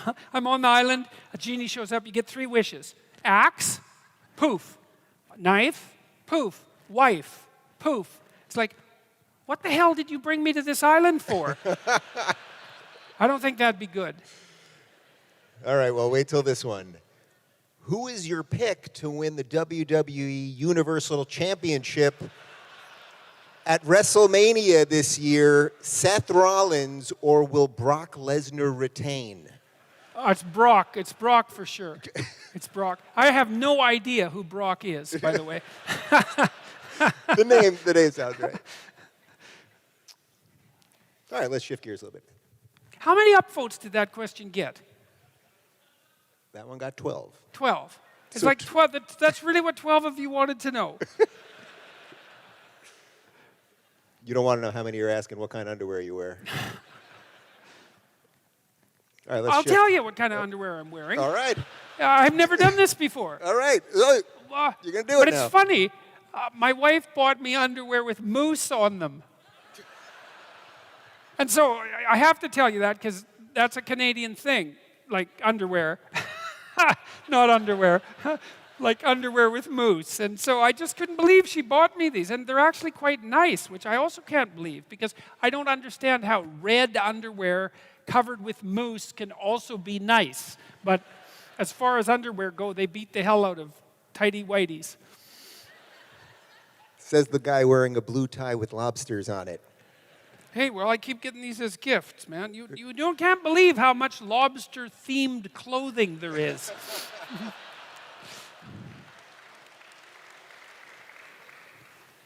All right, let's shift gears a little bit.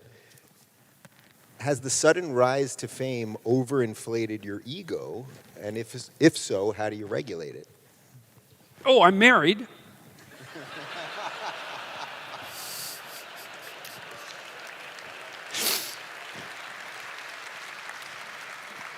Well, and more importantly, I'm married to someone who's very sensible, and she doesn't let things go to her head, really.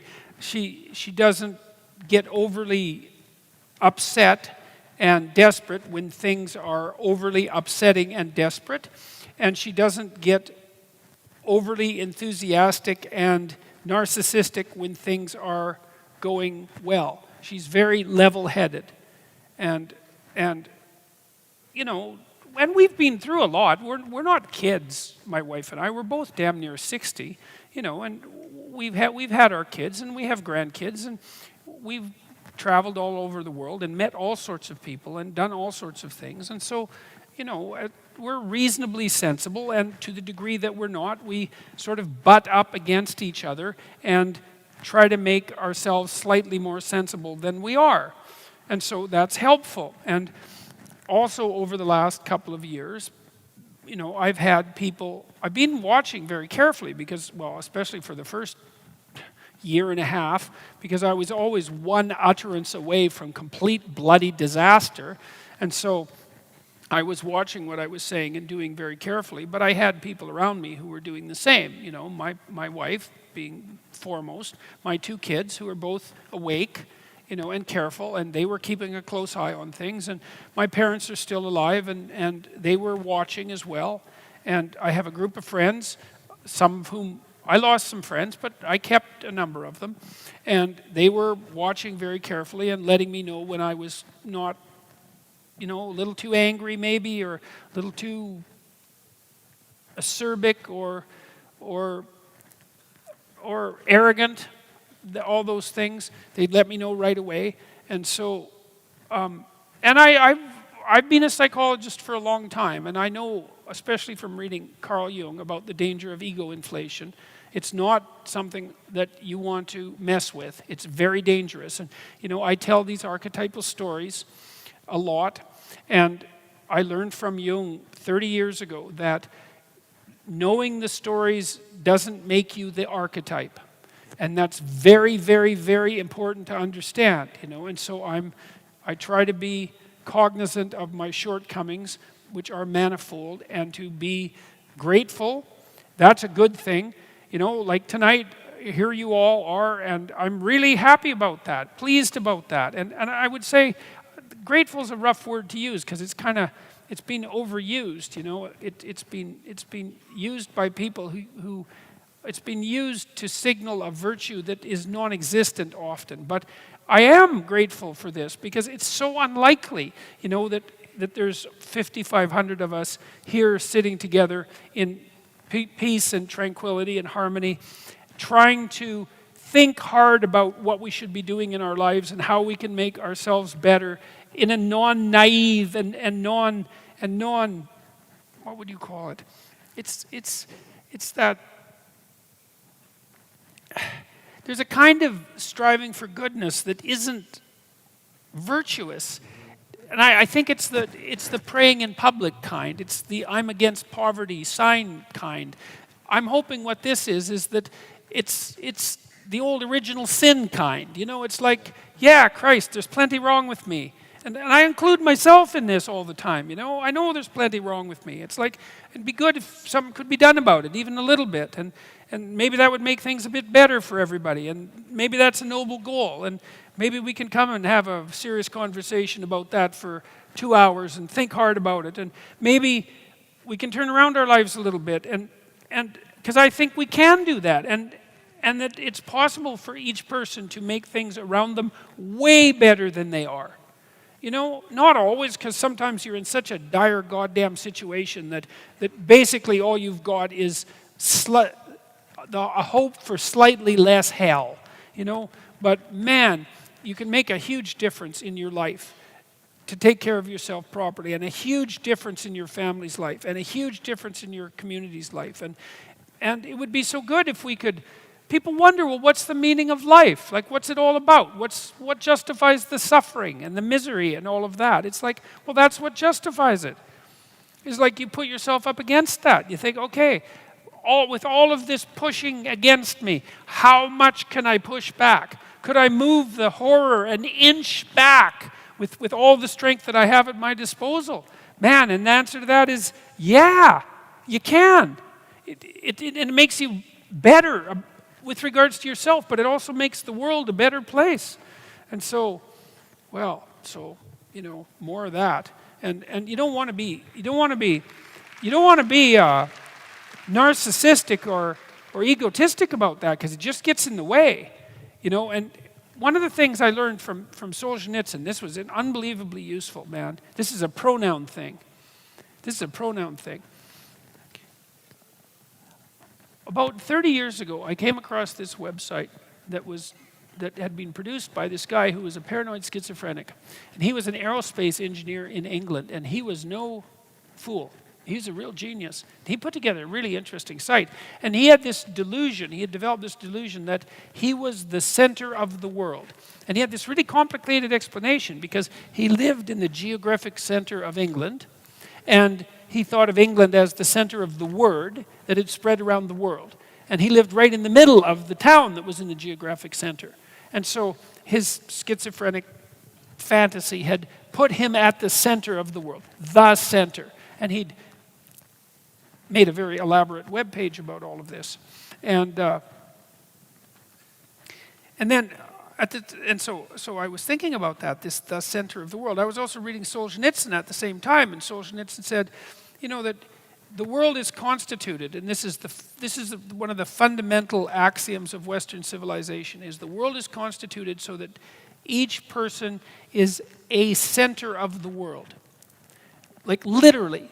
That we can't understand this, because we can't understand how something could be constructed so that could be the case, because we're used to things having one center. But the universe isn't like that. It has multiple centers. Every conscious being is a center, and a center of infinite scope in some sense, you know, like bounded but infinite, which is also very difficult to understand. And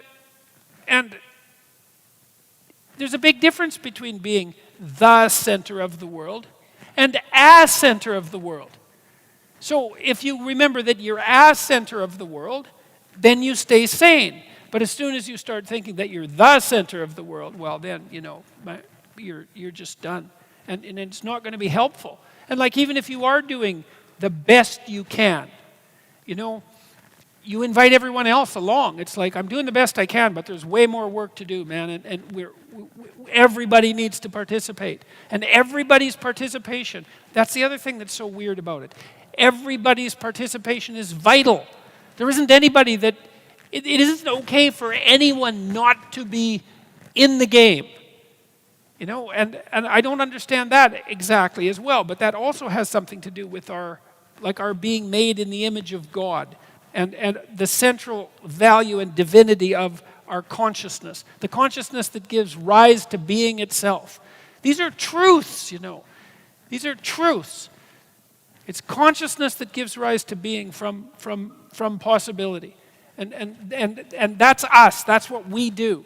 And we decide, is it going to be better or is it going to be worse? And if it's better, well, that's on you, man, because you made it a little better. And if it's worse, that's on you too. And that's your destiny every day. And that's what gives you your intrinsic value and the meaning of your life, the significance of your life, and the effect of you on the structure of reality itself. That's all you. And it's a miracle. And that is why I believe fully, that's why it says in Genesis that human beings are made in the image of God. And God is what extracts order from chaos, from potential. It's like, I don't think that can be said in any way that's more true than that. And it's a hell of a thing to contemplate. And especially when you think that you actually believe it.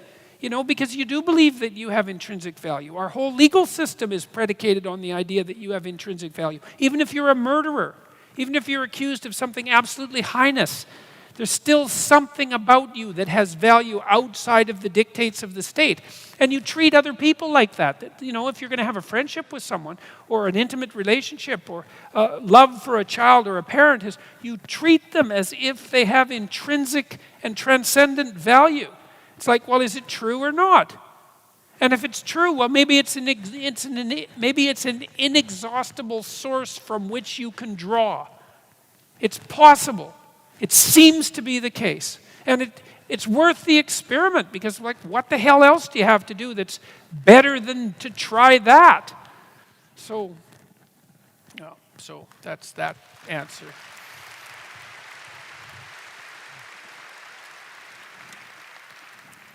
Well, here's a segue. Will you run for Prime Minister of Australia? People ask me that in different places. I've talked to lots of politicians, and I'm talking to more of them all the time. And I'm not interested in politics so much. I don't think I have the temperament for it, to tell you the truth, because I don't think I could take the... I don't really think I could take the, what is it, it's sort of the vicious boxing. I have a reputation, I guess, of enjoying conflict, but I don't enjoy conflict at all. It really bothers me, actually. But I don't shy away from it either, and that's because I know that sometimes, and this is what I've learned from being a clinical psychologist in part, a serious clinical psychologist, is like, if I walk into a room and there's trouble, I'm not going to pretend that the trouble isn't there.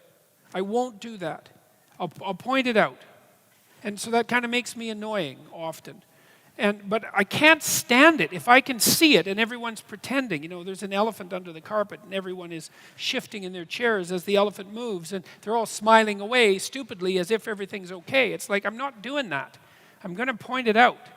And I don't like that, because it's usually not an elephant either. It's usually some god-awful monster, and it's been there for a long time, and no one wants to admit to its existence. And so that makes for difficult conversations. But I don't enjoy them. But I know perfectly well that things that you hide grow. And I enjoy that a hell of a lot less. So, anyways, I'm not interested in politics, I don't believe, because I don't think I have the temperament for it. But I am interested in aims. And I am interested in trying to figure out what we should be aiming at, because we need a new story. Like, we're all bloody petrified in one way or another and cynical about the possibility of multiple apocalypses because one isn't enough. And we don't have a counter story. It's like, okay, well, here's a bunch of ways that things could go to hell in a handbasket. It's like, well, what could we build instead? Who knows what we could do? We could irrigate all the world's deserts. That might be a good thing to do. I mean, maybe we want some desert. We could keep some desert, but we could irrigate the damn deserts if we could get if we could become sophisticated enough with regards to our technological use of energy. It's not like we're going to run out of energy. It's like the universe is made out of energy and matter. We're not going to run out of it. And we could make sure everybody had a high-quality education, and that child mortality was cut to almost nothing, and that we were taking full advantage of everyone's talents to the best of our ability. And I'm interested in establishing these aims. And I'm working on that with all sorts of people in Canada and the United States and to some degree in Australia and in other countries, trying to understand, well, we need a noble aim for Christ's sake. What the hell? We've got all this technological power and it's multiplying like mad. And all this wealth, it's like, what could we make the world into? Let's find out. What the hell? You know, we've got to stake our lives on something, and that's better than politics. That it's a better role for me. All right, so we got time for one more. What does a great day for Jordan Peterson look like? Well, there's a couple of kinds of great days, I would say. It's a great day if I have a chance to spend it with my wife and my kids. That's generally a great day. I get along very well with my kids, and I get along as well as anybody would want to with my wife. And so, well, and I say that specifically because, you know, if you're fortunate in your partner, you have someone to contend with, not someone that you just always get along with. You have someone that you're contending with. There's a story in the Abrahamic stories where it's Jacob becomes Israel, I believe. I'm hoping that's right. He's kind of a trickster and he causes all sorts of trouble. And at one point, when he's going back to reconcile himself with his estranged brother, he sends his family across the river and is laying on the banks alone, and an angel comes to wrestle with him. It's actually God, and they wrestle all night. And weirdly enough, Jacob wins, and God dislocates his hip because he's God. You know, he's not going to let you just walk away. So he dislocates his hip, and then he renames him Israel. And Israel means he who struggles with God. And that's something really worth knowing, man. You know, because what that means is that at the basis of our most profound stories is the notion that the founder of the holy state is the person who wrestles with God. And that doesn't mean believe in God, you know, that isn't what it means. It means contends. It's like this reality that confronts us is a rough and harsh place, right? It's not for the weak of heart. It's not for the faint of heart. It's for the person who wants to step forward and contend. And it turns out that if you're that person, you wrestle with God, which means that you try to defeat it.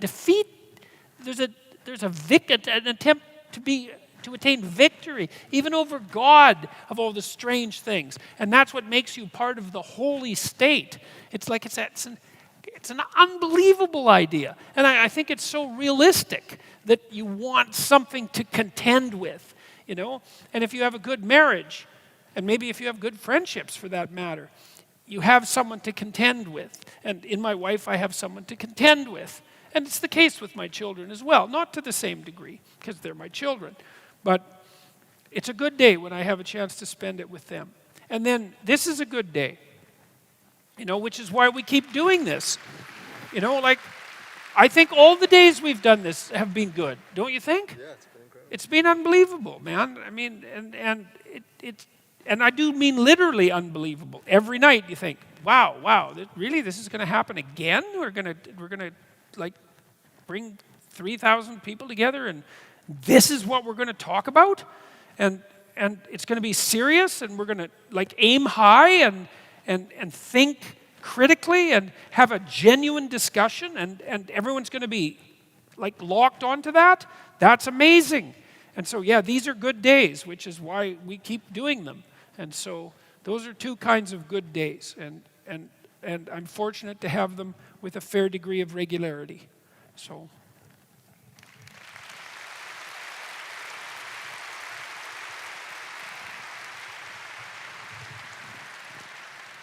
Well, that right there is how you circle up a show. So I'm going to get out of the way and make some noise for Dr. Jordan Peterson, everybody. Thank you guys for coming out tonight.